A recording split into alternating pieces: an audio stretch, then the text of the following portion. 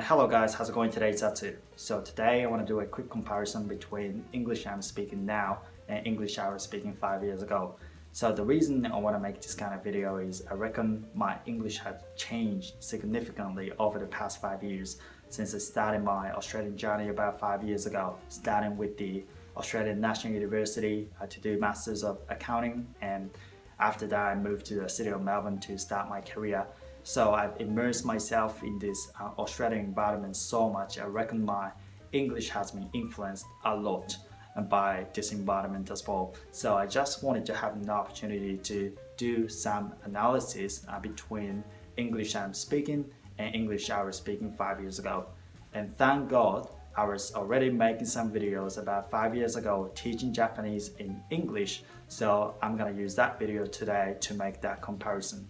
So I'll let you watch my video 5 years ago first so that you can see that there is a big difference between the two. So let's watch it first.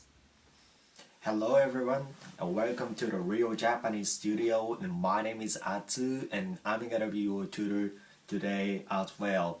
So what's happening in your future? Probably you'll be speaking in the real Japanese in the future. If you're currently learning Japanese using my textbook and your typical Japanese textbook, I'm pretty sure that the words you are learning through my textbook will be really helpful in the real conversation with Japanese people. I reckon there is so much difference between the two, but where is the difference actually coming from? So I cut it in many ways, trying to analyze where the difference was actually coming from, and I think I was able to narrow it down to mainly 3 points. The first point is definitely my pronunciation and accent.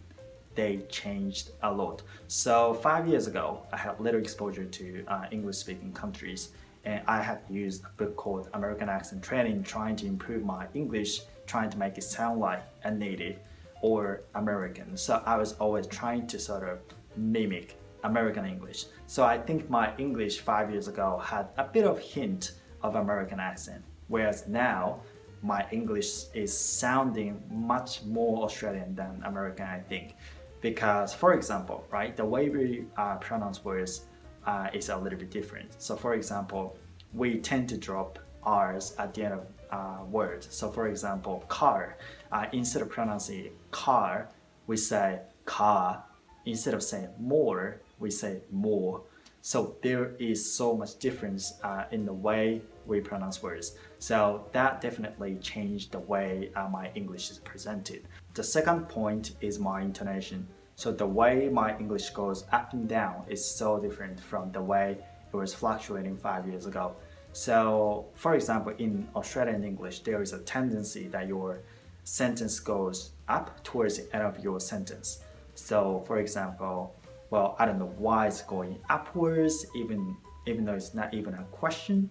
It might sound like a question, like it's like this. So it kind of goes up towards the end, like this. Well, it's kind of coming natural now. So maybe in the first couple of examples, I was trying to exaggerate it a little bit, but like, yeah, like this, my English tends to go a little bit upwards towards the end, which is a feature of this Australian English, which I wasn't really aware when I was speaking English 5 years ago. So I think that's another point of difference. Lastly, the third point is word choice. So my word choice had changed over the past 5 years, obviously. So for example, I use reckon a lot. So reckon means I think, but American people never use it, I think.